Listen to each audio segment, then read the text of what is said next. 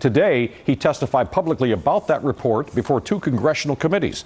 News source Andrew Schiff is live in Washington, D.C. And Andrew, there were two competing agendas here. Some Democrats looking for ammunition to impeach the president, Republicans looking to impeach the investigation.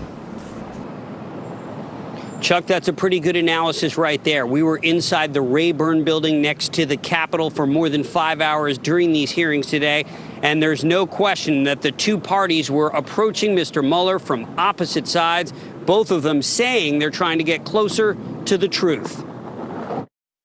Robert Mueller under oath, testifying the president's claims about his investigations are not true. The president has repeatedly claimed that your report found there was no obstruction and that it completely and totally exonerated him. But that is not what your report said, is it? Correct. It is not what the report said. Does that say there was no obstruction? No. The former special counsel, who appeared only after getting subpoenaed and vowing to stick only to his 448-page report itself, asked by Republicans to explain why he stated so explicitly he could not exonerate the president.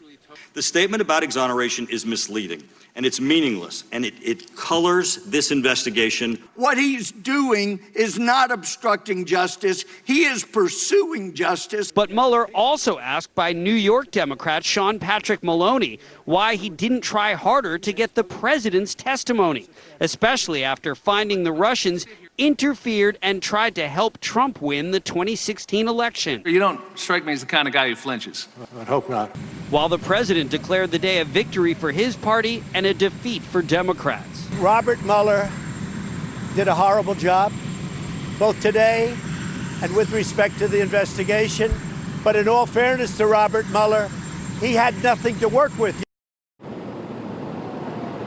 And just a few minutes ago, House Speaker Nancy Pelosi, who has been asked repeatedly why she has not called for a start to impeachment proceedings, was asked whether or not she thought today moved Democrats closer to that possibility.